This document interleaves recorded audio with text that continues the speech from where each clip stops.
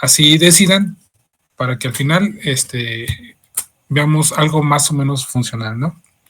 Entonces, en cuanto a lo bonito, no se esmeren tanto, jóvenes. Aquí lo que a muchos nos importa es la información, ¿no? Que la información se procese, que la información se transmita, que la transmisión vaya y venga de manera no natural, pero no, sí, de manera eficiente. Uno de los principales de los principales metas, por ejemplo, de los sistemas distribuidos es la comunicación, ¿no? Lo importante de poder pasar información entre las diferentes plataformas, o a lo mejor la misma plataforma, pero en diferentes ubicaciones, sin que se pierda información, es una de las prioridades, ¿no? El saber cómo hacerlo. Y en esto influyen muchas cosas para poder tener un ambiente estable, funcional,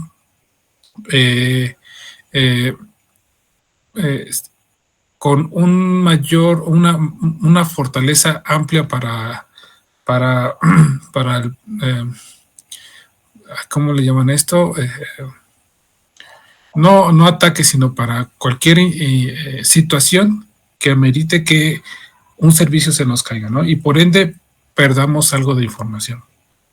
Bueno, entonces ya llevamos por ahí varias prácticas avanzadas, abordamos, por ejemplo, varios temas. Si bien a lo mejor las prácticas vienen a ablandar un poquito lo aburrido, por ejemplo, de la teoría, siempre es importante otra vez retomar un poquito de la lectura, ¿no?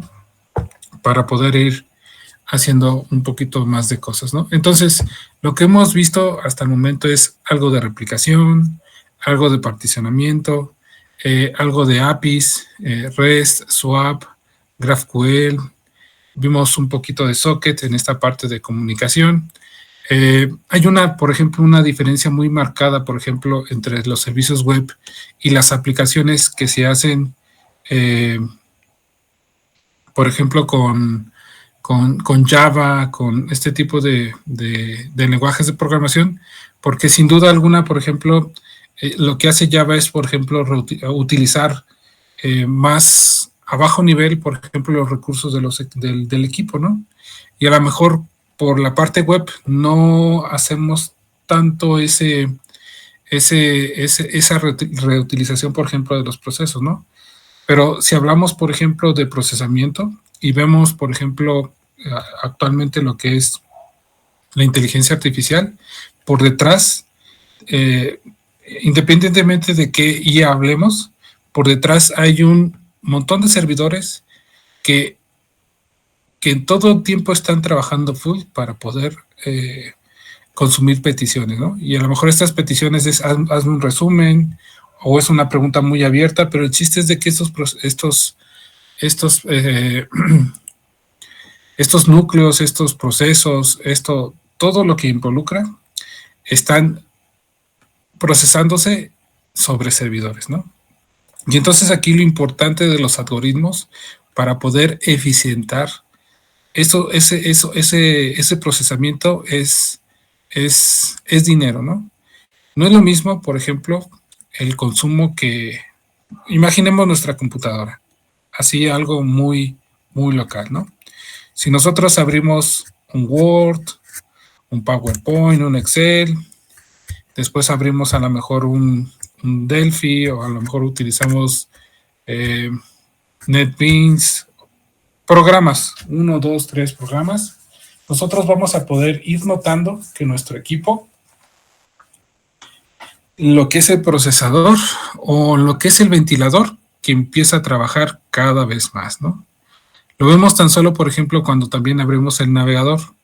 Abrimos YouTube, abrimos cualquier página que consume, por ejemplo, video, y entonces lo podemos ver en el, ¿cómo se llama? En el ventilador de nuestros equipos. Cómo empieza de a poco, hasta que no para de trabajar, ¿no?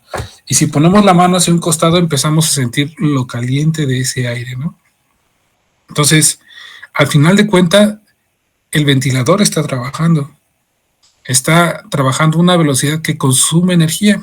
Diremos nosotros, pues es mínimo, ¿no? Le conecto el cargador y se vuelve a cargar y lo tenemos hasta el infinito, ¿no? Mientras el ventilador esté funcionando, ¿no? Entonces, en los servidores pasa lo mismo.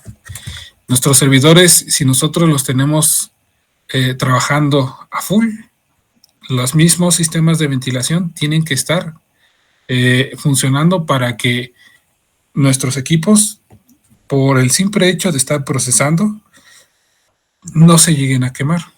Y entonces estos equipos son caros. El tener, por ejemplo, sistemas de climatización de diferentes tipos, y obviamente para que no hagan, por ejemplo, como en los refrigeradores de antes, escarcha, es bien importante porque en un site el hecho de que, por ejemplo, tengamos humedad, pues es bien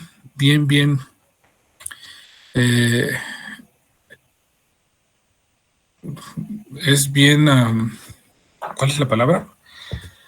Es peligroso para los equipos, tanto porque podemos tener ahí una falla eléctrica, un corto, etcétera, etcétera, ¿no?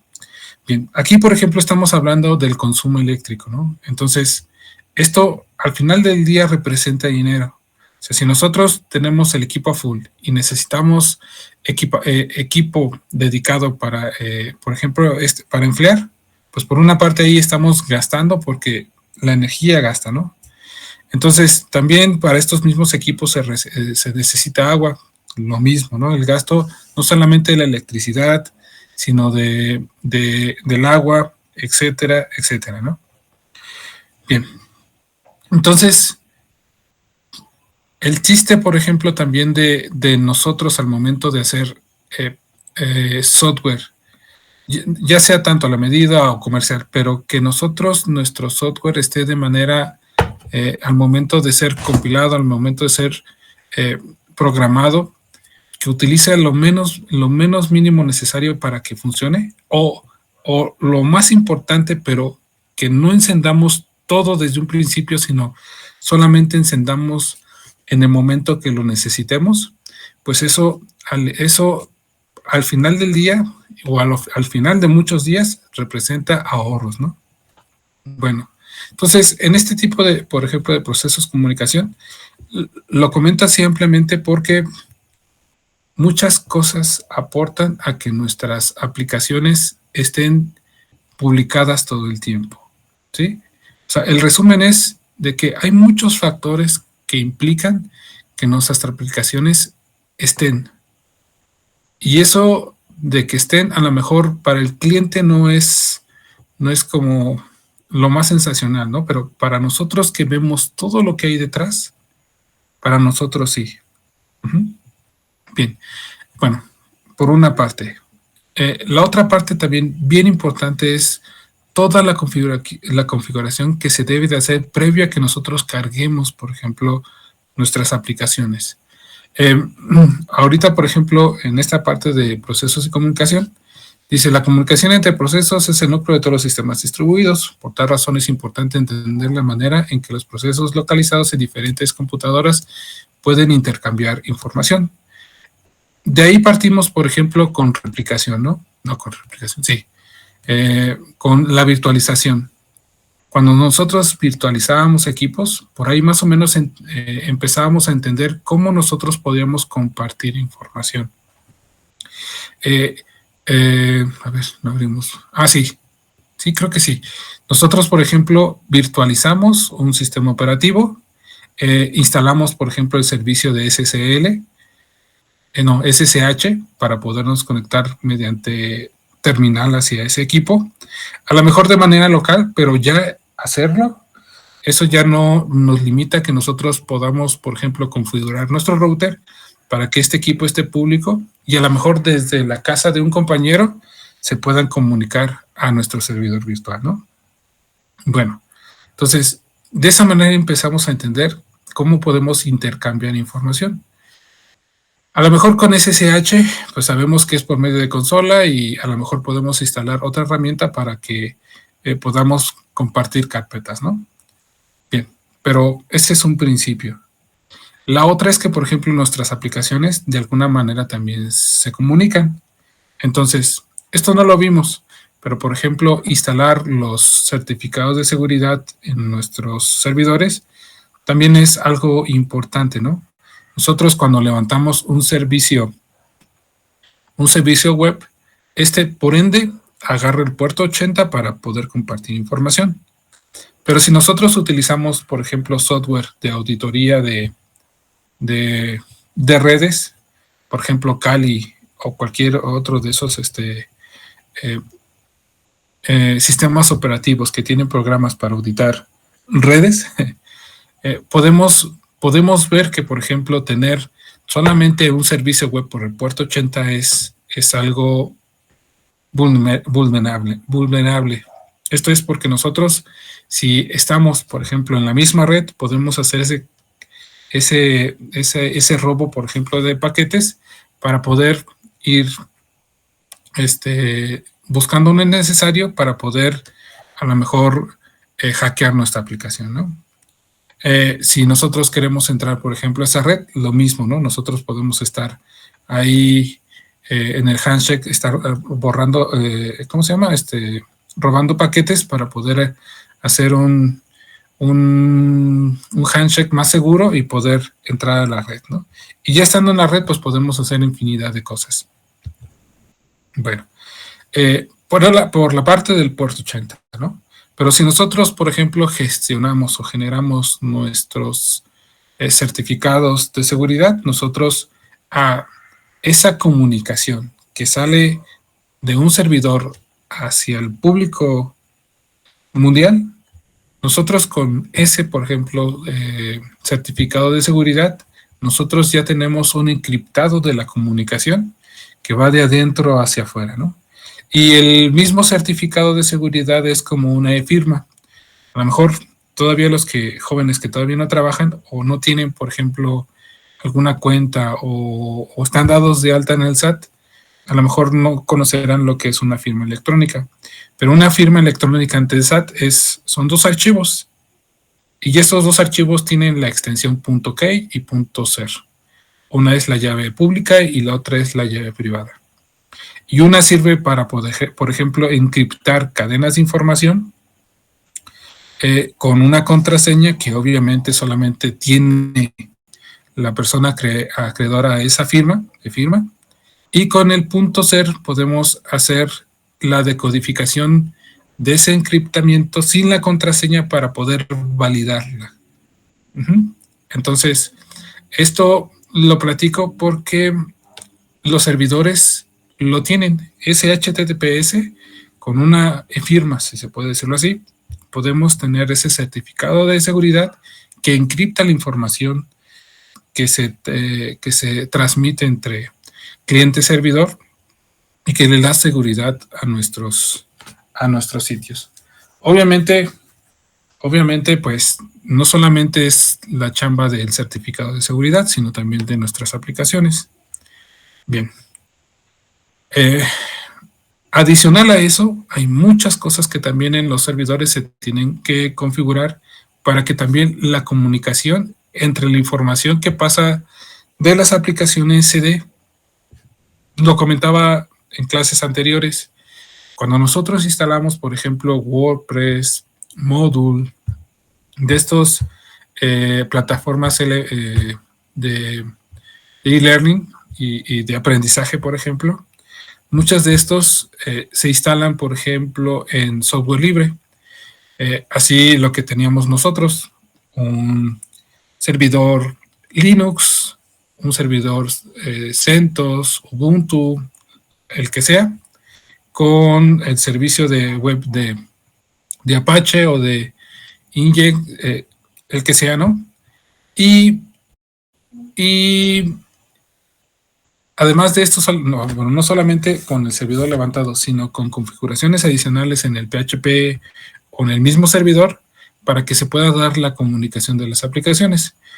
El poder adjuntar archivos, el poder el poder, por ejemplo, enviar por el método get o por el método post información de forma completa, también requiere, por ejemplo, de la configuración de los servidores. Y hago un punto especial en esto porque hace poquito, jóvenes, me topé con un problema en donde quería hacer, por ejemplo, la manipulación de una imagen y por ejemplo, con Canva, bueno, con el elemento Canva de HTML, por ejemplo, uno puede dibujar, hacer por el recorte, por ejemplo, de esa firma o de esa imagen, y después pasarlo, por ejemplo, a PHP para que PHP lo guarde en el servidor, con get input y la ubicación, por ejemplo. Si nosotros, por ejemplo, una vez que cortamos esa imagen, la convertimos esa imagen en base 64 y la queremos enviar por post, no a todos les va a funcionar. Y me refiero a que a lo mejor si están utilizando AIS, van a tener algunos problemas. Y a lo mejor el primer problema con el que se van a topar es de que, el servidor a donde quieren enviar, por ejemplo, esa URL completa que están enviando, no existe. Y entonces ustedes van, verifican el Ajax de jQuery, el procedimiento, y ven que todo está bien y simplemente no funciona. Entonces van haciendo pruebas y se dan cuenta que no funciona porque la URL es demasiado larga para ser procesada por el servidor, por HTTP. Entonces, ¿qué se tiene que hacer? Bien, si uno va a la literatura, les dicen que, pues, si es aplicación web de IIS, modifiquen el web config. Y si es, por ejemplo, aplicación de Apache de Linux, bueno, pues entonces tienen que modificar el HTTP. Bueno, el archivo HTTP docs o algo así, ¿no? Para poder incrementar ¿cómo se llama? La longitud máxima de las peticiones por HTML, ¿no? Entonces, es bien importante esos pequeños detalles, ¿no? Porque al parecer solamente con que funcione nuestro equipo o funcione nuestro contenedor y luego lo pasamos al servidor para hacerlo público y no funciona, hay detalles de este tipo, ¿no? Muchas veces al final del día. Bien, entonces, bueno, les comentaba que es buena la teoría porque de ahí más o menos leemos y ya con los ejercicios ya nos queda un poquito más claro las cosas, ¿no? Entonces, parte de esto, de lo que estoy platicando, es cosas de las que ya hemos hecho. La comunicación entre procesos, sistemas distribuidos. Utilizamos, por ejemplo, para la comunicación, lo que son las APIs REST, SWAP, GraphQL, etcétera, ¿no? Por los diferentes métodos GET, POST, etcétera. Y bueno, más adelante, por ejemplo, también vamos a ver sincronización, pero eso es más adelante. Entonces, esta técnica de sincronización entre procesos permite la exclusión mutua y su principal característica es que no requiere memoria compartida, por lo que resulta ser muy importante en la programación de sistemas distribuidos. En esta unidad revisaremos diferentes conceptos relacionados con los procesos y la comunicación entre los sistemas distribuidos como hilos, clientes, servidores, llamado un procedimiento remoto. Bueno, ese no lo vamos a ver. Y el paradigma de cliente-servidor, la comunicación en grupo y sockets. En la clase pasada, por ejemplo, ya vimos sockets. En ese, por ejemplo, desarrollo de sockets venía un poquito de hilos. Y propiamente, a lo mejor, hasta sincronización, vamos a ver un poquito de sockets, de hilos, para ver lo que es la programación en paralelo, ¿no? Existen, por ejemplo, no de hoy en día, sino desde hace tiempo, existen desde hace tiempo lo que es, ¿cómo se llaman estos? Herramientas, frameworks, por ejemplo, OpenMPI, que son algoritmos son algoritmos que nos permiten hacer cómputo, por ejemplo, en paralelo, ¿no? Y básicamente lo que es el cómputo paralelo es nosotros de un sistema, poderlo utilizar por completo. O sea, si tenemos n número de núcleos, utilizarlos todos, ¿no? Y yo, aparentemente que estén siendo utilizados todos, pero que solamente esté uno haciendo todo el procesamiento, o sea, es lo que necesitamos evitar, ¿no? Nosotros podemos crear n número de hilos y cada núcleo puede estar asignado a el procesamiento, por ejemplo, de ese hilo para que podamos ir sacando información, ¿no? Entonces, vamos a hacer, por ejemplo, con sincronización, como unas prácticas con hilos para poder ir más o menos viendo cómo es el comportamiento, ¿no? O sea, que no es de manera concurrente, sino es de manera en que empieza un hilo, empieza el procesamiento y dependiendo de lo que esté haciendo, por ejemplo, ese hilo, pues va a demorar cierto tiempo para poder ser liberado, ¿no? A lo mejor no vamos a meter por cada hilo procesamientos diferentes, pero sí vamos a poner ahí unos contadores para que vaya aleatorios, para que pueda, por ejemplo, demorarse a diferentes tiempos para que puedan ir saliendo y para poder ir viendo cómo funciona. Bien. Bien, entonces un hilo se define como una secuencia única de control de flujo dentro de un programa. Que puede haber más de una secuencia de control o de hilos, ¿sí? Entonces, cuando nosotros hagamos un programa donde vayamos a generar threads, vayamos a generar hilos, pues obviamente no solamente vamos a generar un solo control de flujo, sino vamos a hacer varios para ver cómo es el procesamiento, ¿no? Cómo van saliendo uno tras otro, uno después de otro, etcétera, etcétera. Entonces, un hilo es una parte de un programa que se ejecuta de manera independiente del resto. El hilo es una unidad de código más pequeña que se puede ejecutar en un entorno de multitareas. Los hilos se diferencian de los procesos. Los primeros comparten los mismos recursos del programa que las contiene. En tanto, los procesos tienen la manera separada su código, así como sus datos. Y podemos identificarlos de dos tipos, de flujo único y de flujo múltiple. En el primero, un programa utiliza únicamente un hilo para controlar su ejecución. Y lo que vamos a hacer son aquellos programas que utilizan varios contextos de ejecución para realizar su trabajo. Bien, aquí, por ejemplo, y lo comentaba, por ejemplo, a diferencia de las interfaces web, vamos a utilizar, por ejemplo, o vamos a generar hilos con lo que es con Java. Entonces, por ahí vamos a estar utilizando nuevamente lo que es NetBeans para hacer al menos 3 prácticas no con otro contexto, sino con la parte de sincronización. Entonces, ahí vamos para poder precisamente simular sincronización, pues vamos a utilizar estos hilos. En un sistema multihilos, cada tarea inicia y termina tan pronto como sea posible. Esto facilita la entrada de los datos en un sistema en tiempo real, especialmente si estos datos provienen de diferentes fuentes. En un sistema multihilo se tiene un hilo principal del programa en la ejecución, quien a su vez tiene otros hilos y tareas paralelas en ejecución. No es lo mismo, pero por ejemplo, cuando nosotros utilizamos el desarrollo web, nosotros utilizamos, por ejemplo, a veces muy seguido JavaScript y sus funciones asíncronas. Estas funciones asíncronas nos ayudan, por ejemplo, a que no tenemos, por ejemplo, un solo flujo, sino cuando hay un montón de peticiones, necesitamos tener, por ejemplo, diferentes flujos para que nuestra aplicación no tenga un cuello de botella, ¿no?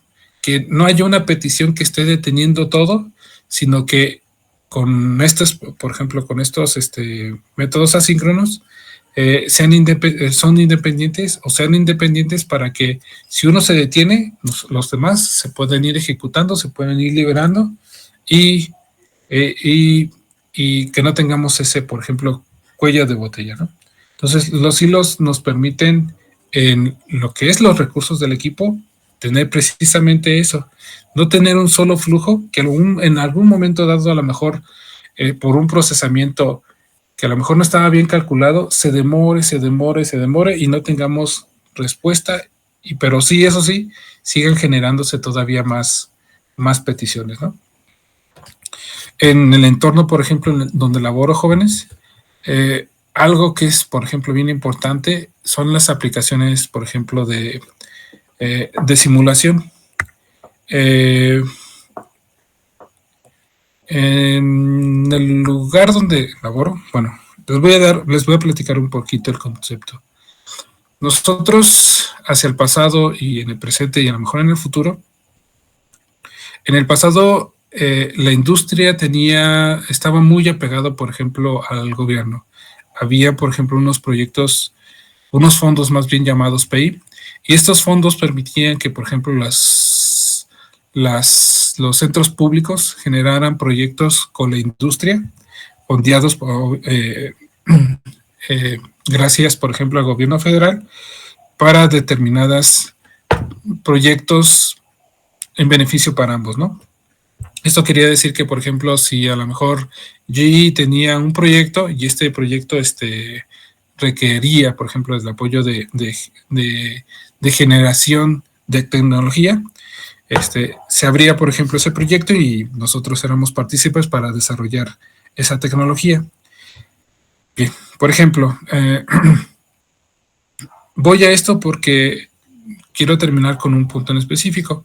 Nosotros también, en esos proyectos PI, también en ese momento se abrió, por ejemplo, el centro aeronáutico.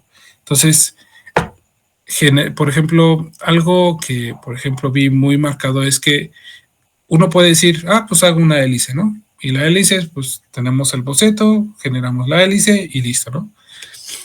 Pero acá se hace todo un estudio, por ejemplo, de materiales. ¿Con qué material es más duro para tener la calidad más óptima, por ejemplo, para que las hélices duren mucho más tiempo, ¿no? Sean resistentes al frío, al calor, etcétera, etcétera. Pero todavía un adicional, ¿no? Hacer el mallado del diseño de esa hélice, ¿no? Cuando uno hace una simulación a lo que es cualquier objeto, se le tiene que generar como una malla.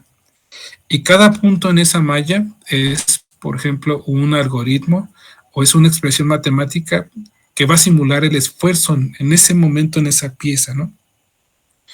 Entonces, imagínense que tienen una pieza como de 5 metros y tienen un mallado de a milímetro.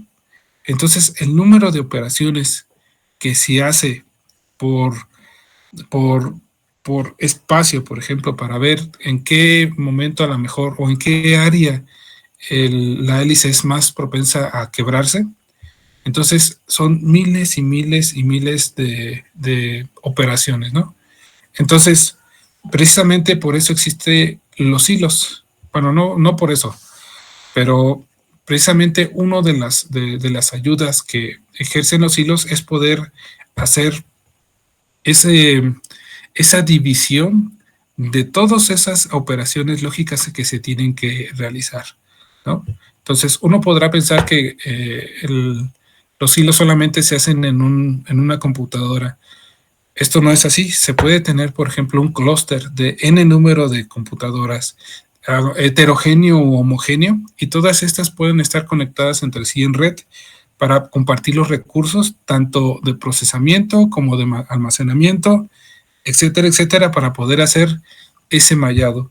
Y si se tiene por ejemplo, software especializado para poder repartir los procesos en todos los equipos, es todavía mucho más efectivo, ¿no? ¿Y esto para qué? Optimizar tiempos, ¿no? Algo que a lo mejor un equipo se puede tardar un mes en simular, a lo mejor lo puedes tener en 2, 3 días, ¿no?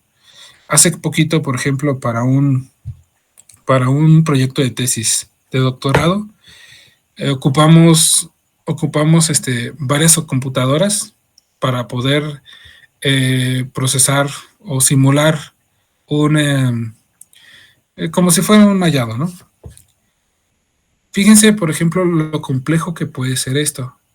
Diríamos nosotros, pues solamente es prenderlas, conectarlas en red, instalar el programa, que el programa es el que realiza todo, por ejemplo, identifica los equipos que están conectados, manda los procesos, lo corre, ¿no? No solamente es eso. En ese tiempo estuvo lloviendo. Entonces, imagínense la probabilidad que se vaya la luz, no en un solo día, sino, por ejemplo, en una semana. La simulación duró corriendo 2 semanas, jóvenes. Bueno, la primera vez, a la semana, se fue la luz y pues se detuvo, ¿no? La ventaja es que, por ejemplo, en algunos equipos, en algunos software, en algunos programas, mientras vas procesando, vas guardando los logs, ¿no? O vas guardando parte de la información. Y si se llega a ir la luz, pues bueno, se fue la luz, ¿no? Y a lo mejor avanzaste un 50, 40, 60%, pero a lo mejor te quedaste con lo que alcanzó a procesar, ¿no? La ventaja es si al momento de que regrese y lo vuelvas a echar a correr, se haya quedado hasta donde te quedaste, ¿no? Pero imagínense que se pierda todo y que lo tienes que volver a lanzar. Entonces, ¿qué consideraciones tenemos que hacer, no? Uno puede decir, bueno, tenemos tantos equipos, les podemos comprar no breaks que tengan pila como para 1 hora. Entonces tendrías que comprar N número de no breaks para cada uno de los equipos, pensando en que a lo mejor se va la luz 1 hora, ¿no? Y eso, a lo mejor el equipo está trabajando a full, entonces si está trabajando a full, no va a ser lo mismo que lo conectes si la computadora no está procesando nada, ¿no? Entonces va a gastar todavía más energía, ¿no? Entonces, son un montón de consideraciones, ¿no? Entonces, imagínense tener una planta para que puedan estar encendidos los equipos, también es un gasto. El gasto de comprar la planta para poder tenerla funcionando, genere electricidad y esté conectada a los equipos. Y 2, la gasolina que tienes que gastar durante el tiempo que no tengas energía eléctrica, ¿no? Entonces, siempre van a haber factores que pueden afectar, por ejemplo, los productos finales o la comunicación, que es lo importante en los sistemas distribuidos.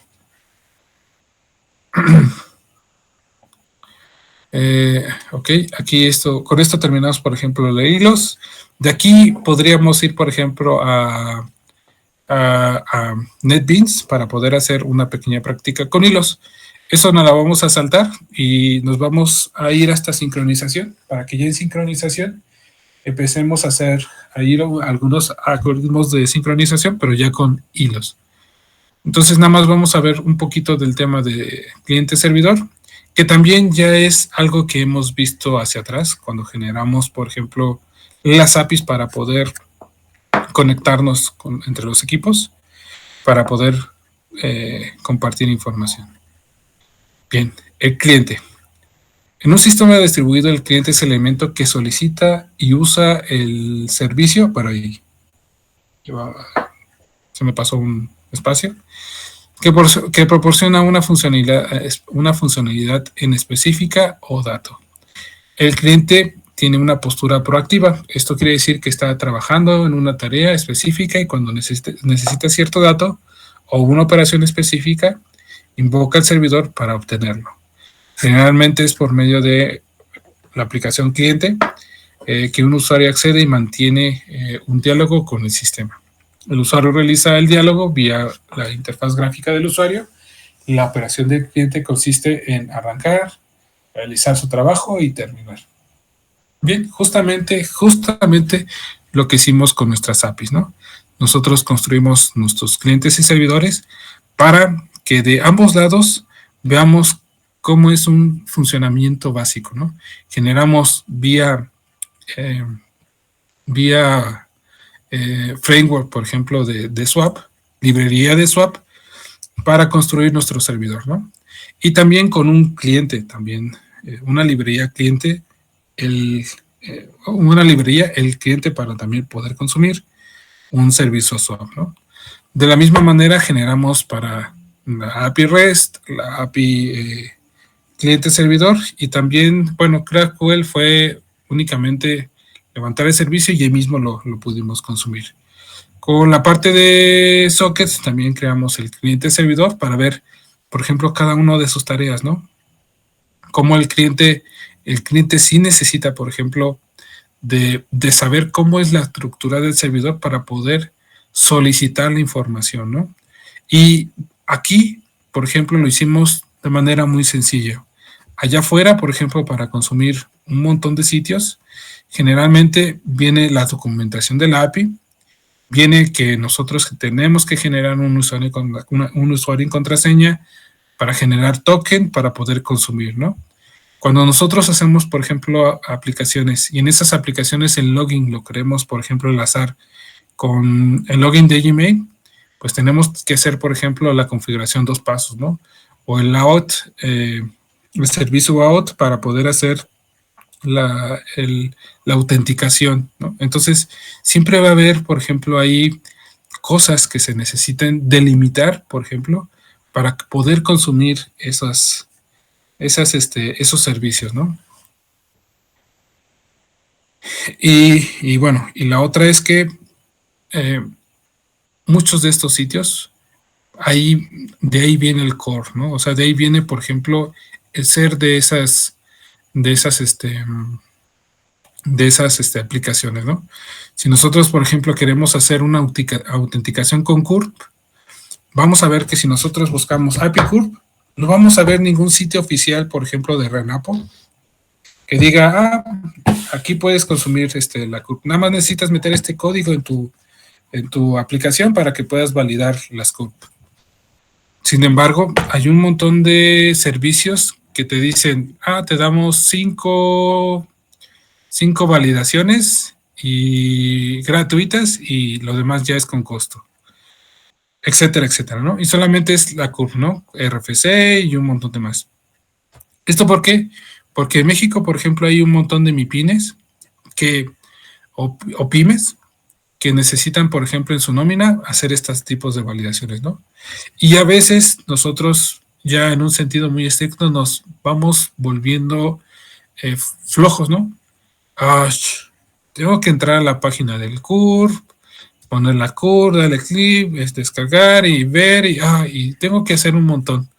Algo que me facilite, pues se puede programar, ¿no, jóvenes? Y si tuviéramos la API libre, pues la generamos rápido, metemos ahí un ciclo, que a lo mejor metes, por ejemplo, las CURP de una lista, haces el proceso de validación de cada una de las CURP, a lo mejor solamente por algoritmo, o sea, que tengan la cantidad de dígitos, la cantidad de números, en el orden correcto, o sea, solamente verificar el orden de la estructura. Y ya después que valides, por ejemplo, esa lista que te envían, la metes, por ejemplo, al API para poderla consumir, ¿no? De manera sencilla, ¿no? Hoy en día, por ejemplo, jóvenes, y a lo mejor, no sé si a lo mejor ya lo han utilizado, pero el uso de los CAPTCHA, ¿no? En sus aplicaciones para que si el CAPTCHA resulta de manera eficiente, ¡pum!, continúe tu aplicación, ¿no? Y si no, ahí se detiene. Eso es bien importante hoy en día para las aplicaciones, porque de esa manera, por ejemplo, te ahorras un montón de problemas de si quieren a lo mejor hasta consumir tu misma aplicación. Porque a lo mejor tu CAPTCHA lo tienes, por ejemplo, con tu cuenta de Google, y tu cuenta de Google te va a estar notificando que hay accesos que no son, que no dan, ¿no? Y entonces ahí te vas dando cuenta que se está utilizando tu aplicación para otro tipo de cosas.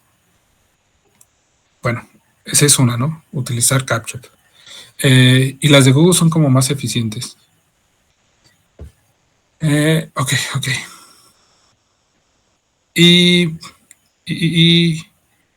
bueno, esta por la parte, por ejemplo, del cliente.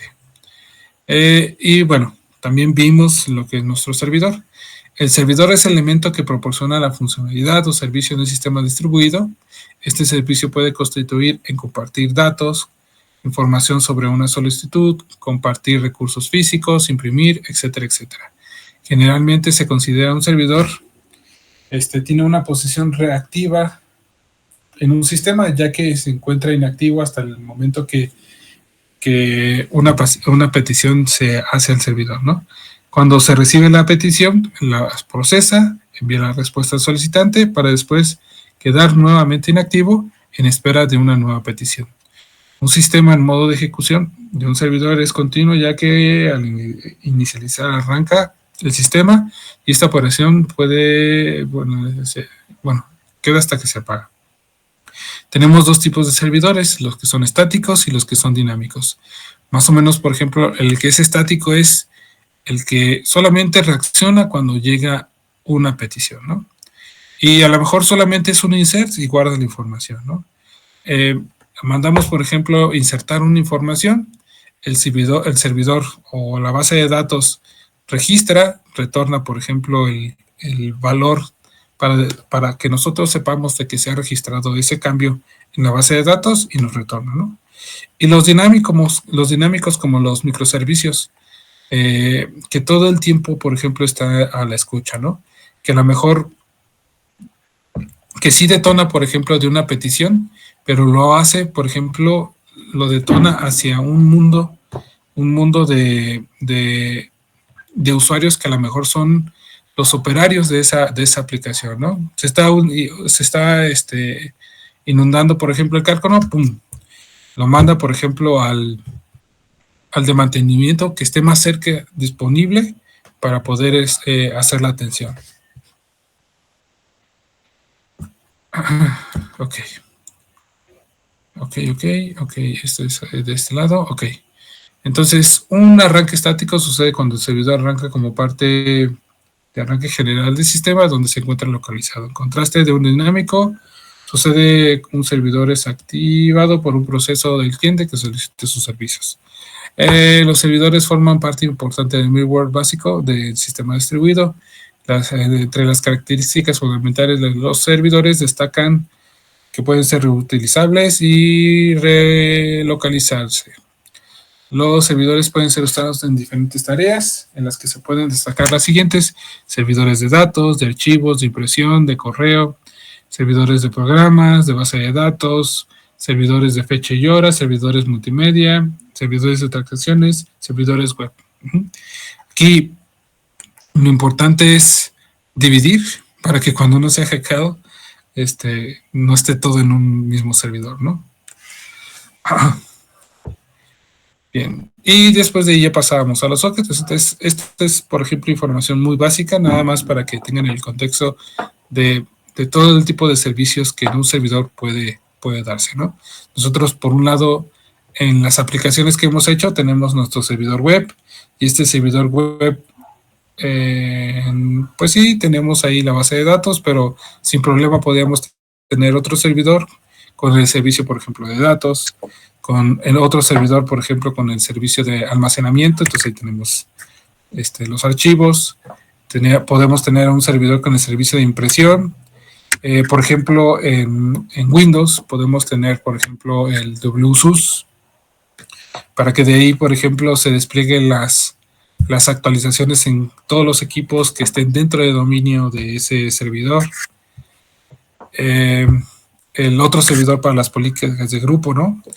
Bien importante, por ejemplo, en empresas, porque estas políticas de grupo, por ejemplo, nos permiten que nuestros equipos se encuentren seguros, ¿no? O sea, imagínense, esto, por ejemplo, yo lo veo en las políticas de grupos a los equipos, ¿no? Pero esto bien fácilmente se puede trasladar, por ejemplo, a una aplicación web. En un servidor, en un Windows Server, con políticas de grupo para equipos que están dentro de ese dominio, por ejemplo, una regla es que 3 logueos incorrectos y se bloquea el equipo. ¿Y cuánto tiempo puede estar bloqueado? Hasta que el administrador lo desbloquee, o después de cierto tiempo, 15 minutos, media hora, 1 hora, ¿no? ¿Por qué digo esto? En nuestras aplicaciones, dependiendo de la importancia de nuestras aplicaciones, siempre va a ser propensa a que alguien quiera información de ellas, ¿no? Y entonces imagínense si a nuestros login los dejamos totalmente abiertos, es decir, que en ningún momento se bloquee, por ejemplo, el usuario por, por números, por intentos de logueo no exitosos. Sin problema podemos poner ahí, por ejemplo, un Postman o una aplicación que por vía GET, POST o lo que sea, esté enviando, por ejemplo, ¿cómo se llama? Un diccionario de palabras focalizados para ese usuario en específico. ¿Mm? Normalmente nuestras contraseñas o las contraseñas del mundo no TI, conocedores de TI, normalmente son palabras de su entorno en común, ¿no? Nosotros podemos, por ejemplo, hacer una minería de datos simplemente conociendo a la persona, ¿no? Nosotros, si sabemos su fecha de nacimiento, su nombre de mascotas, sus hermanos, sus apodos, etcétera, podemos hacer, por ejemplo, un diccionario de 1000, 2000, 10,000, n número, por ejemplo, de palabras, para que pueda estar haciendo login en ese inicio de sesión. Entonces, ¿por qué la referencia? O sea, se me hace muy bueno, por ejemplo, esa idea de las políticas de grupo, de que dependiendo de los errores al momento de loguearse, se bloquea el usuario. Porque así precisamente nosotros podemos hacer nuestras aplicaciones más seguras. Desde el logueo, ¿no? Un logueo que a partir de 3, por ejemplo, 3, 5 intentos de logueo, se bloquee. Y a lo mejor que la vía para el desbloqueo es contacte a su administrador. Se lo desbloqueamos sin ningún problema, se vuelve a loguear, listo, ¿no? ¿Qué otra herramienta vemos hoy muy común? La autenticación por 2 pasos, ¿no? Ya puse el usuario es correcto, puse la contraseña es correcto. Un código que te llegue a tu correo para que lo puedas ingresar y puedas ingresar, ¿no? Ahí hay una validación extra. O sea, no tienen solamente que hackear, por ejemplo, tu usuario y contraseña. Ahora hasta tienen que hackear, por ejemplo, tu cuenta de correo para poder acceder a ese código y que puedas ingresar a tu inicio de sesión, ¿no? Se lo platico, jóvenes, porque si ustedes llegan a hacer aplicaciones para el sector público, es bien importante. El sector público es bien importante porque todo mundo utiliza esos servicios. Imagínense servicios para el INE, para el IMSS, para centros públicos, para el SAT o ¿cómo se llaman estas?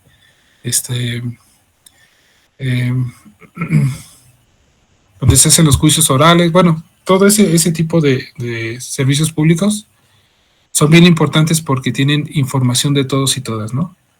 En el ambiente privado, pues a lo mejor no serán tan relevantes, pero si es una empresa grande que genere grandes cantidades de dinero, pues por ende también son cosas que no debemos subestimar, que debe de tener nuestras aplicaciones para hacerlas más seguras, ¿no? El tener ese respaldo, por ejemplo, de los datos siempre es bien importante porque siempre va a haber alguien que filtre información y nos puedan hackear, ¿no? Nosotros podemos hacer, por ejemplo, nuestras aplicaciones más seguras, pero si una de las administradores pone en un post-it el usuario y la contraseña y lo pone en su monitor, pues ahí no se puede, ¿no? Bien. Ok. Bueno, llegamos a la parte, por ejemplo, de la sincronización. Ya hablamos un poquito de hilos, un poquito de cliente-servidor. Vamos a hablar un poquito de lo que es la sincronización, ¿no? Nosotros, dependiendo de qué es el contexto, por ejemplo, de nuestra aplicación, pues esta sincronización va a ser o muy importante o a lo mejor no tan relativa, ¿no? Digo, si por ejemplo es un servicio de control escolar, un servicio de registro, por ejemplo, de de almacenes, a lo mejor no va a ser muy indispensable tener el momento exacto en el que se hace un registro. A lo mejor puede variar por n número, bueno, n minutos, y a lo mejor no hay tanto problema, ¿no? Pero obviamente, si nosotros tenemos montado nuestro servidor, bueno, nuestra aplicación en un servidor, podemos tomar el tiempo del servidor para que en base a ese tiempo se haga el registro, ¿no? Bien, entonces, dependiendo de la orientación o de la finalidad o el core, por ejemplo, de nuestra aplicación, va a ser importante de tener esta sincronización de datos. Digamos, si no es sustancial, pues bueno, el mismo tiempo del reloj del servidor, ¿no? Pero si, por ejemplo, es para la compra de boletos y a lo mejor el artista que viene es extremadamente solicitado, vamos a tener no solamente a lo mejor 100 usuarios conectados tratando de comprar un boleto, vamos a tener N número de usuarios, en miles, que van a intentar comprar un boleto, ¿no? Y muchas veces el clic que esté más cerca del servidor es el que va a ganar para poder hacer la compra, ¿no? Porque ahí no va a importar quién esté, o sea, quién dé el clic, sino a lo mejor quién esté más cerca para que se pueda dar esa formalización, ¿no? Entonces, hay varias cosas que considerar. Imagínense que el servidor está, por ejemplo, aquí en Querétaro, alguien de San Luis va a querer comprar el ticket de ese grupo que todos aman y que todos son fans, y tenemos uno en Yucatán, Mérida, y si pudiéramos verlos al mismo tiempo, que den el clic al mismo tiempo, ¿qué petición, o más bien, a quién va a comprar el boleto, ¿no? Entonces, la distancia, la verdad es que distancia va a influir. Hacen el clic y quien recorra más rápido, por ejemplo, su petición al servidor, pues es la que se va a quedar con la compra, ¿no? Si tenemos un servidor centralizado, ¿no? Pero podemos tener, por ejemplo, diferentes tipos de sincronización. Entonces, la sincronización en sistemas distribuidos es más complicada que en un sistema centralizado, ya que se deben de considerar algunos de los siguientes puntos. Que la información se distribuye en varias máquinas, los procesos toman decisiones con base a la información local, se debe evitar un punto único de falla y no existe un reloj común, como tampoco otra fuente de tiempo global, ¿no? Y aquí tenemos, por ejemplo, varios que se pueden tomar, ¿no? GPS, podemos tener un equipo que nos dé precisamente el tiempo y la hora, el tiempo de la hora del servidor, de la red, del switch, etcétera, ¿no? De donde esté aplicada, donde esté la aplicación, de donde esté el equipo, por ejemplo, etcétera. Para la sincronización de relojes existen las siguientes alternativas: relojes lógicos y relojes físicos, ¿no? Los físicos utilizan el tiempo atómico internacional y el tiempo coordinado universal. Se pueden sincronizar por medio de radios de onda corta y también se puede utilizar mediante satélite, así como lo veíamos en la información, ¿no? En la imagen más bien. Y los relojes lógicos, según Lamport, la sincronización entre relojes no debe ser absoluta, debido a que si dos procesos no interactúan entre sí, no requieren que sus relojes estén sincronizados. La distorsión del reloj es la diferencia entre los valores del tiempo de los diferentes relojes locales. Aquí importa el orden de la concurrencia de los eventos y no la era exacta. Entonces, existen diferentes maneras, por ejemplo, de sincronizar nuestras aplicaciones, ¿no? Y de aquí parten, por ejemplo, varios algoritmos que se pueden aplicar para poder hacer sincronización de relojes, ¿no? El primero de ellos, por ejemplo, es el algoritmo de Christian, Este es un algoritmo en un servidor central que provee el tiempo por petición del usuario. Este servidor es conocido como el servicio del tiempo.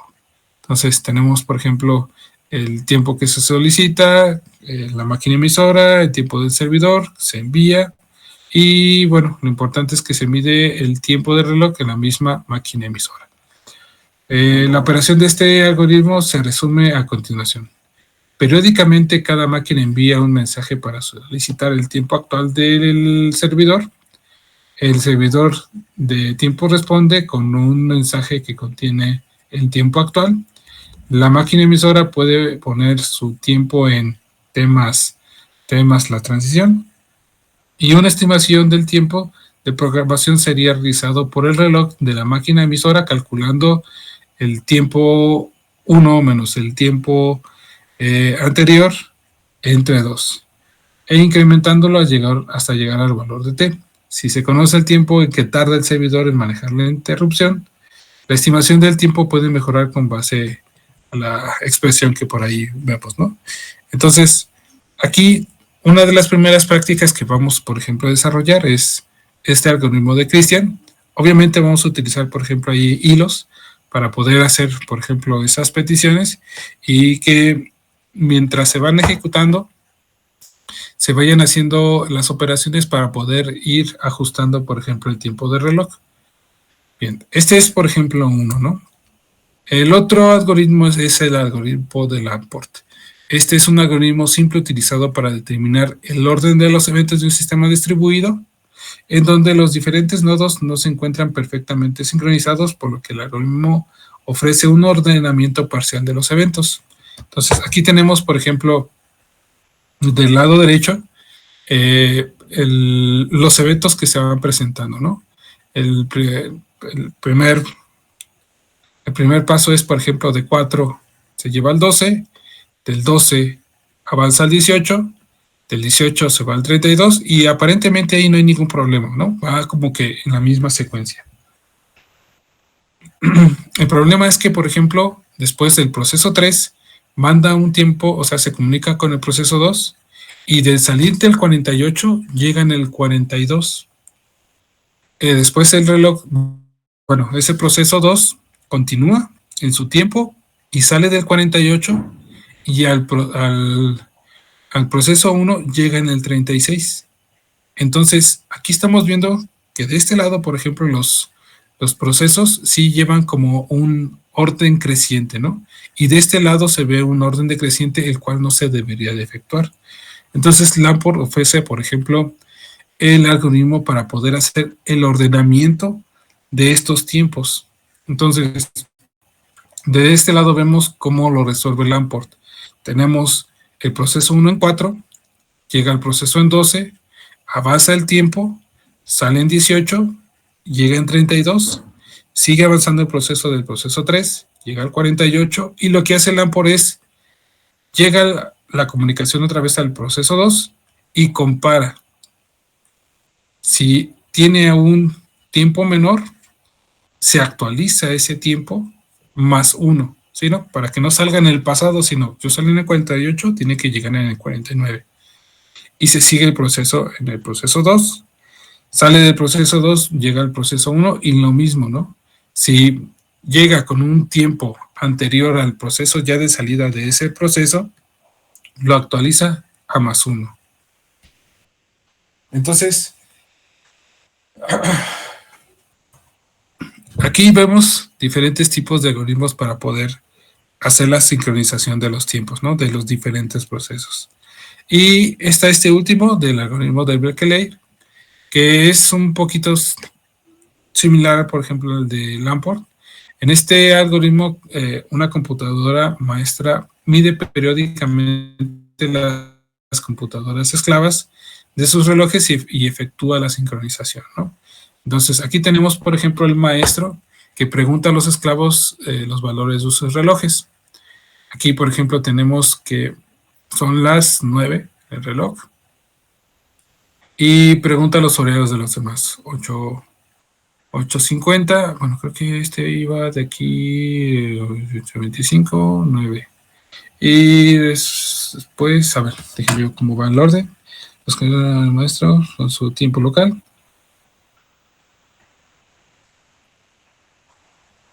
Ok, sí, aquí lo que hacen es comparar, ¿no? Da el tiempo y después los esclavos responden y entonces hace la comparación, ¿no? Si son las 9 en el maestro, entonces aquí tenemos menos 10 del otro esclavo y más 25 del otro esclavo. Entonces el maestro les indica, por ejemplo, a los esclavos cómo ajustar sus relojes, es decir, dependiendo de lo que el maestro tiene, manda a los otros esclavos a actualizar sus relojes. Si tiene menos 10, le da 25 para que tenga las 9 en punto. Bueno, el momento ya en el que mande la petición, vaya con 5, más otros 5, 15, y al otro que aparentemente estaba sobrepasado, le resta menos la diferencia, entonces 25, ¿no? Entonces, por ejemplo, todos, bueno, más bien, en este algoritmo de Bekele, utilizan un servidor maestro para que en base a ese servidor maestro todos no ataquen, sino reciban la orden de que se tienen que ajustar a ese reloj a pesar de que uno vaya más adelante, o sea, sin importar el tiempo que tengan los otros relojes.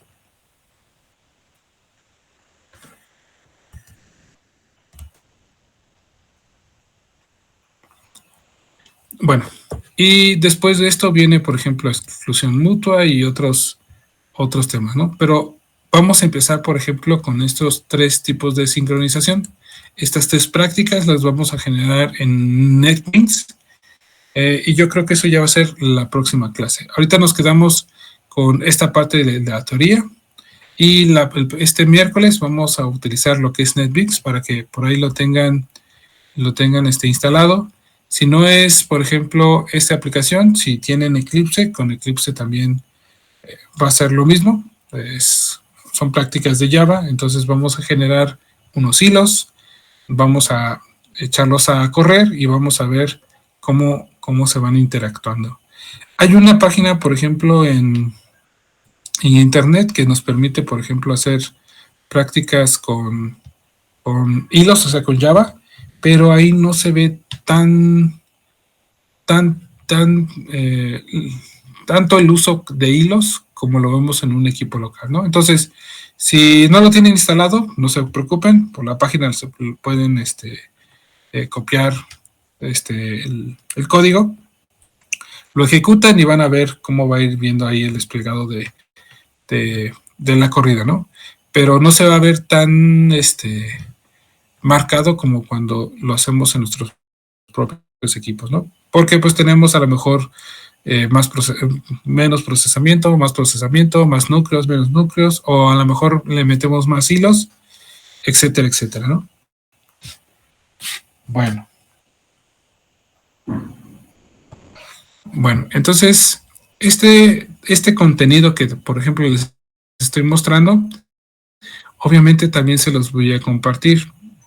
Yo creo que a la mitad, por ejemplo, del mes de noviembre, vamos a hacer la siguiente evaluación para que ya después, ya la última semana de noviembre, se entregue el proyecto final, generemos promedios y todos nos vayamos de vacaciones. Entonces, si sacaron capturas, cualquier para tener por ahí el contexto, digo, más adelante les voy a compartir también esto. ¿Sale, jóvenes?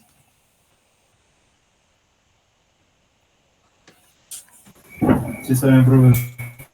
Sí. Bueno, yo creo que con esto finalizamos hasta aquí.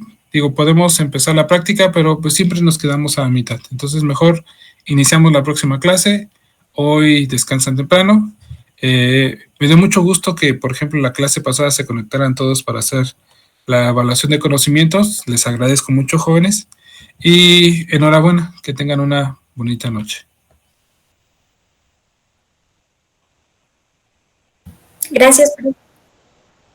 Igualmente, profe. Gracias, hasta luego. Hasta luego, jóvenes. Cuídense mucho.